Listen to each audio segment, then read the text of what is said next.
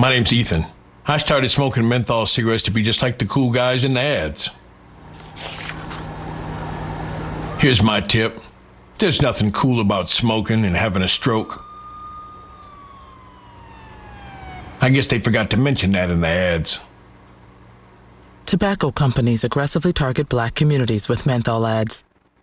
You can quit. For free help, call 1-800-QUIT-NOW.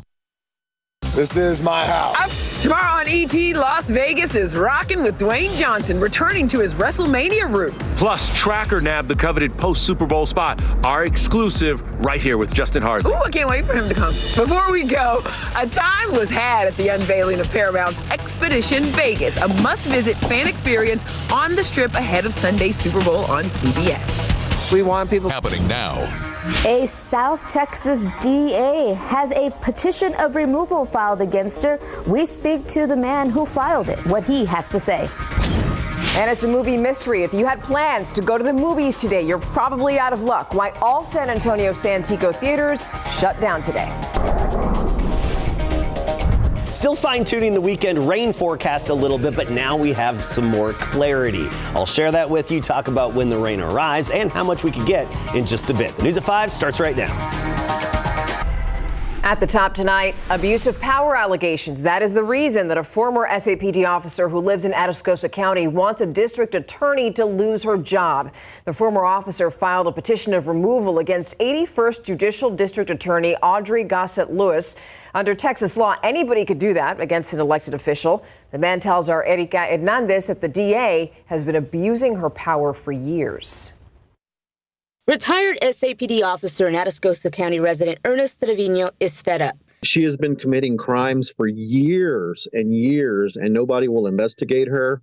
In 2017, he was charged with illegal hunting and for not properly registering a car title after he complained about a hunter on his property to the game warden. Trevino claims Lewis withheld information to the grand jury, and according to the petition, 2 years later, those charges were dismissed after the game warden admitted to using white lies to obtain search warrants. They dragged it on for 3 additional years trying to make a deal with me, and I just refused. So at the end of the day, they had to dismiss the cases. Not only does Trevino mention his case in the petition of removal, he alleges Lewis of violating her oath, official misconduct, and official oppression, jury tampering, and mishandling of a murder case in Wilson County. All of it, Lewis denies. It's just completely 100% false. He is a disgruntled defendant who is very unhappy and continues to attempt to use the lawsuit and the criminal justice system and the courts to try to slander and defame me and get me to cower. Lewis also says Trevino in the past has filed lawsuits against her, including at the federal level, and even sent a letter to the state bar, all which have been dismissed. She believes this is all a political attack right before the upcoming primary. This petition was only filed after I got an opponent. That is not a coincidence. This is kind of an abuse of the court system, and it's a frivolous suit that I think it will be transparent once again. Trevino says none of it is politically motivated and that he filed the petition after she made it difficult for him to formally remove his cases off his record. I'm not going to be intimidated. I'm not going to be lied to. Lewis says she had nothing to do with the filing and has had no conversations with the district clerks about it. We found out that Trevino's expungement filing that was rejected last year was just accepted yesterday. So what's next in this case? Well, this week, presiding judge Sid Harrell signed an order appointing counsel on behalf of the state and Ernest Trevino. Ultimately, they will decide how this case moves forward. Erika Hernandez, KSAT 12 News. Now, we tried speaking with Lewis's primary opponent about this. Tom Caldwell told us that he wouldn't comment since this has nothing to do with him. If you want to read that petition, you can visit our website, ksat.com. New at 5, all Santico theaters in San Antonio are closed because of technical difficulties. That's according to the Santikos Entertainment's Facebook page. Our John Paul Barajas is live at the Palladium. So, John Paul, what are you seeing there, and are people showing up? I mean, looks empty right there beside you. Stephanie, take a look inside. They have the lights on. We know that there's cameras in there, but there is no action happening here at the Palladium or any Santikos theater in San Antonio. And take a look outside at the parking lot. maybe 3-4 cars out there at all. That gentleman on the phone there just turned away from the door. We let him know that the Palladium and other theaters are closed, and right there on the door of the Palladium is Santico's statement on the issue. And I'll paraphrase, but it says, due to unforeseen technical difficulties, San Antonio Santikos will be closed today. They apologize for the inconvenience, say their technical team is working on fixing the problem, and ensure all customers will be taken care of, but that refunds cannot be processed until further notice. As for people hoping to catch a movie in theaters today, there's been a handful that have been turned away at the door. As I try to buy the ticket, it says error code, try again later. And, a little old school, I say, no, let me just go ahead, pull up here, buy the ticket in person. And I see that there's this big empty parking lot. In show business, the show must go on. The show must go on. Now, the show must go on, but unfortunately, it doesn't look like that's going to happen today at Santikos, and we have reached out to Santikos Entertainment officials about what exactly this technical difficulty is and if they have a timeline on when everything will be fixed, and we have not heard back yet, and it's not the cliffhanger that we were hoping for, but stick with us at 6 as we try and get you more answers. Stephanie? Paul, thank you. In other news now, today the U.S. Supreme Court heard a high-stakes case of former President Donald Trump's ballot eligibility. The 9 justices are going to decide whether to restore Trump on the Colorado primary ballot. This is after that state's Supreme Court removed him from the ballot in December, citing the 14th Amendment insurrectionist clause in the Constitution. Our Washington correspondent, Julia Benbrook, joins us now live from outside of the Supreme Court with details from today's arguments. Julia. Well, today's hearing was about the Colorado ballot, but since former President Donald Trump is the Republican frontrunner in the 2024 presidential election, both sides acknowledge that the decision will have nationwide implications. A lawyer representing the Colorado voters who challenged Donald Trump's eligibility in the state argues that a post-Civil War insurrection ban in Section 3 of the 14th Amendment bars Trump from serving as president again. What is very clear from the history is that the framers were concerned about charismatic rebels who might rise through the ranks up to and including the presidency of the United States. But a lawyer for the former president says that the 14th Amendment does not apply to Trump's presidency. Officer of the United States refers only to appointed officials, and it does not encompass elected individuals such as the president or members of Congress. Trump's team also arguing that what took place on January 6th was a riot, not an insurrection. And the events were shameful, criminal, violent, all of those things, but it did not qualify as insurrection as that term is used in Section 3. The justices seemed poised to rule in favor of keeping the former president on the ballot, several of them signaling concern over the far-reaching implications if they rule in Colorado's favor. Why should a single state have the ability to make this determination, not only for their own citizens, but for the rest of the nation? Now, this is just one of several legal issues that Trump is facing right now, and the Supreme Court could be asked to weigh in on another one soon. Trump pledged to appeal a federal appeals court ruling that decided he does not have complete immunity for alleged crimes he committed during his presidency. He has until Monday to ask the Supreme Court to temporarily block that decision. Reporting live in Washington, D.C., Julia Benbrook, KSAT 12 News. Julie, while we have you there, I have a question for you. So we know that Trump has attended several of his other legal proceedings, but he didn't today, not with this one. So what does that tell us about the way that he's seeing this specific case? Well, you're exactly right. I mean, he has attended many trials and court hearings and really turned those into campaign stops recently. His decision not to be here today suggests that he understands that the stakes are high.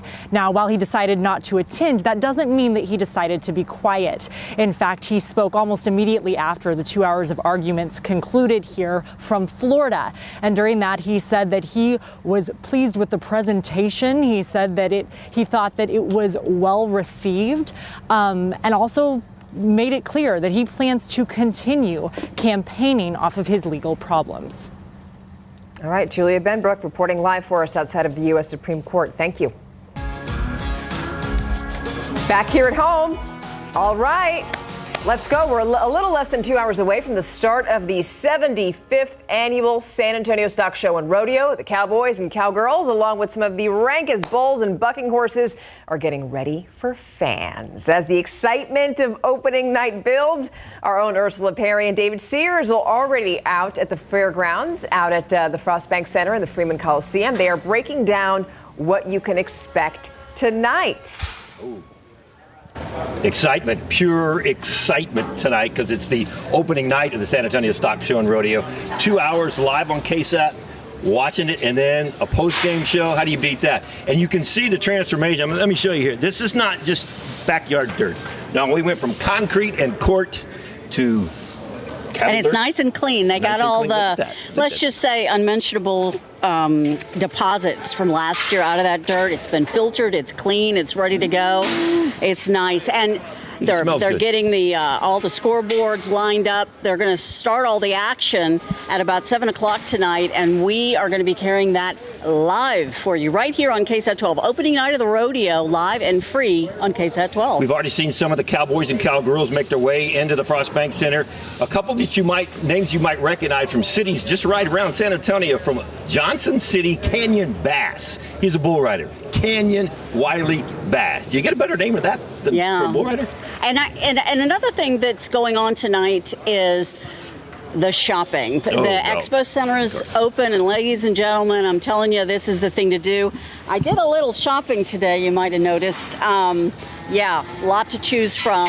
And this, because this is the 75th anniversary of the rodeo, Stephania, this is the official San Antonio Rodeo 75th anniversary silk scarf, fresh from New York City and designed by a designer from San Antonio. And that's just one of many little special touches that have been added to your experience. Every night when you see the pickup men, they always wear scarves. I'll be willing to bet you that at some point they're going to be wearing the 75th anniversary scarves as they go around and pick up these cowboys after they get ready to ride tonight. 7 o'clock. Excitement abounds. We cannot wait for this thing to get started. Been waiting since last year. Got some great riders, a lot of money going away, like $1.5 million they're going to be giving away. This is why it's such a popular rodeo. This is why they all come. And the reason your ticket is good for our community is that it's going to go toward local scholarships. So come on out to the rodeo. If you can't, stay right here on KSAT 12. We're going to bring it all to you live, and then our special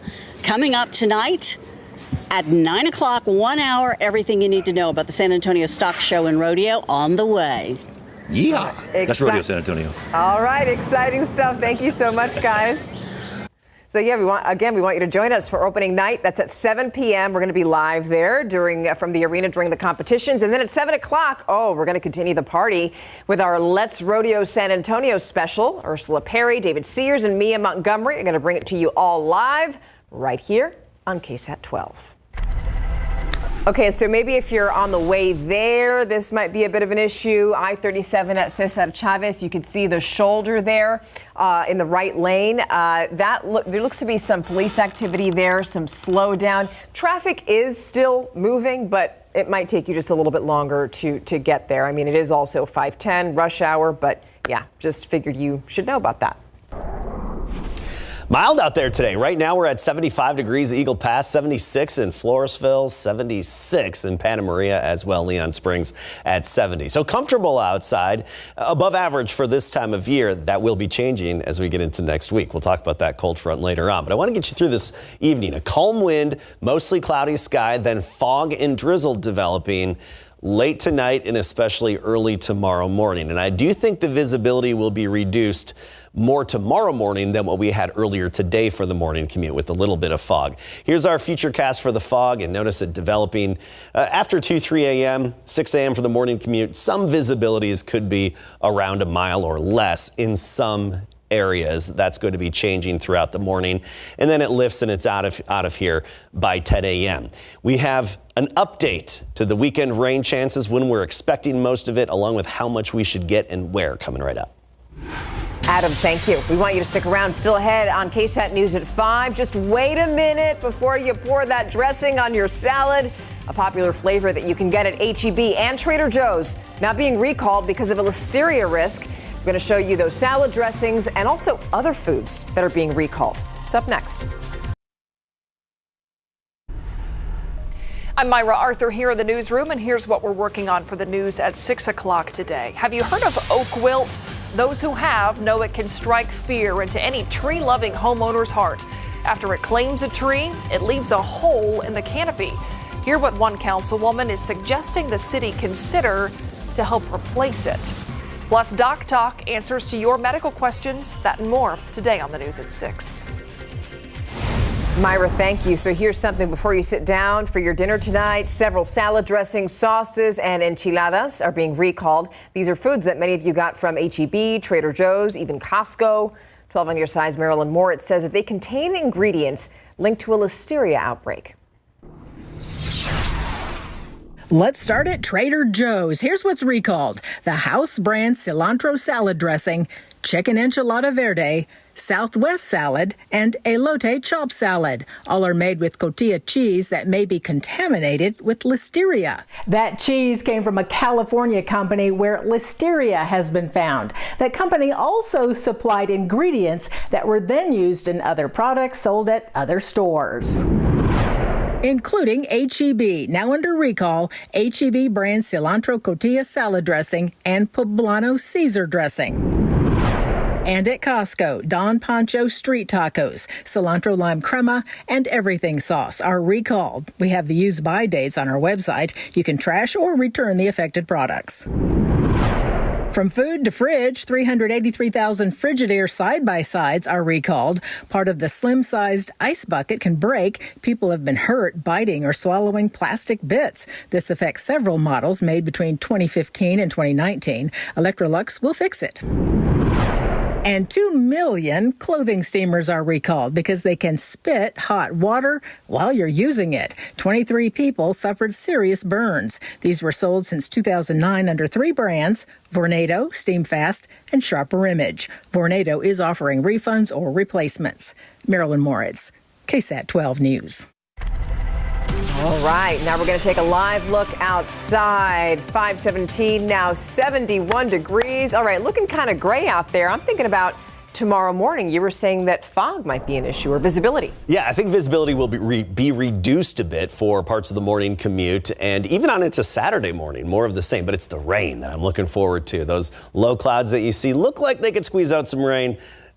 Just a few sprinkles southeast of town right now. That's it. Otherwise, we're looking ahead to this weekend, particularly Saturday. We've got that still at a 60% chance. So scattered to widespread showers developing, intermittent in nature, and generally the morning up through the early afternoon. And that's about it. Then a little bit of redevelopment possible again Sunday morning. That's at a 30% chance right now. Then we see a break in the action to start next week. Check out our weather pattern. Satellite imagery looking pretty good today. We have different layers of clouds. I love it when we get layered clouds. That's actually how you classify clouds, is depending on their elevation above the ground. That categorizes them. Anyway, we don't need to get into that. That's for another day. We've got this little swirl near Phoenix, that upper level disturbance. That's headed our way. That's going to be one of the driving forces. We've got a few of those really that are pushing our way, that are going to help to kickstart some of our showers as we get into the weekend. But notice this huge plume of clouds coming in off the Pacific, going over Cabo San Lucas, northern Mexico, and here into Texas and our neck of the woods. This is basically a conveyor belt of upper level moisture and even energy. You know, when I sometimes mention the dirty flow, this is what I'm talking about, because it has this high moisture content indicated by these purple colors on this satellite imagery, and also little embedded impulses of energy. And I think some of those impulses of energy will help us out in brewing up some rain before sunrise Saturday morning, especially in the hill country, and then thereafter elsewhere across our area. Of course, accumulations will vary significantly, but I think there is the potential of up to an inch in some areas, and even a few rumbles of thunder Saturday morning. By Saturday evening, the rain should be out of here. It's just going to be cloudy. And then Sunday morning, another batch, a light and brief batch to redevelop. But think of Sunday as actually a fairly sunny day. By the noon hour and thereafter, we'll have a lot of sunshine. It's just going to be a little gusty out there. Here's the newest drought monitor, updated today. I'll have a comparison coming up at 6. But I want to point this out. We have the extreme drought still, hill country just west of San Antonio. You look at the latest model data with the rainfall potential, and I think we'll have the best lift in the hill country, which favors a little bit more rain. That's where we're most likely to get around an inch of rain. 71 degrees right now, dew point of 76 tomorrow morning, right near 60 degrees again. By the afternoon, we'll see a little bit of sun at 75, and by and large, we'll be in the mid-70s tomorrow. Next week, we cool off. Mornings back down into the 30s, but above freezing by Tuesday, so plan for that. All right. Thank you so much for that. Well, coming up, you knew that this was a possibility. And yeah, now we have the scoop. The Spurs made a trade. Our Larry Ramirez is going to be up next with the scoop.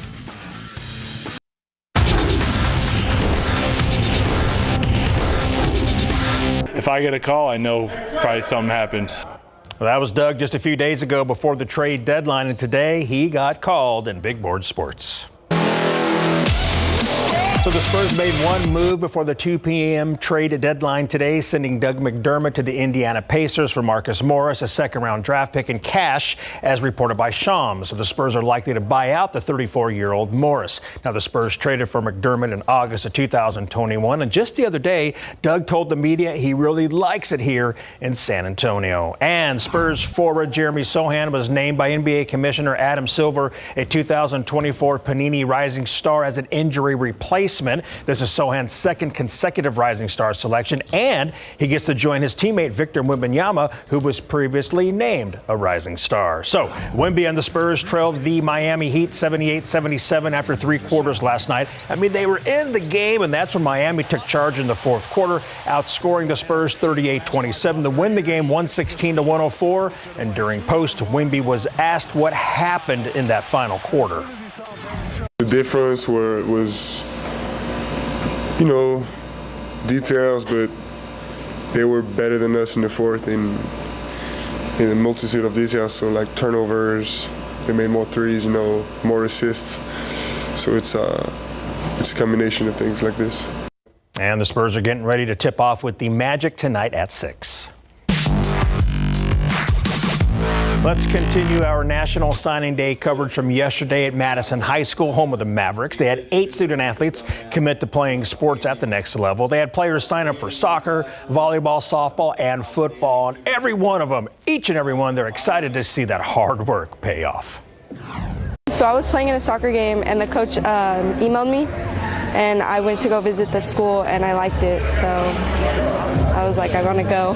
Their coaching staff's very, very great and very positive, and it's a good atmosphere over there, and that's what I'm looking for. The coaches and facility, they're really nice to me, treat me like family and everything.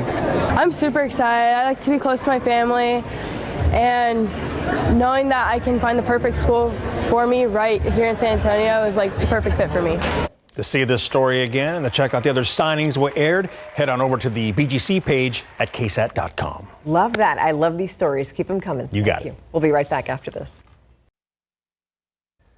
Cooler next week. Monday morning down to 40. Tuesday we're down to 37. Keep the jackets handy, but 60s in the afternoons. Yeah, for now, have a lovely dinner. Thank you for watching the news at 5. World News is next. See you at 6.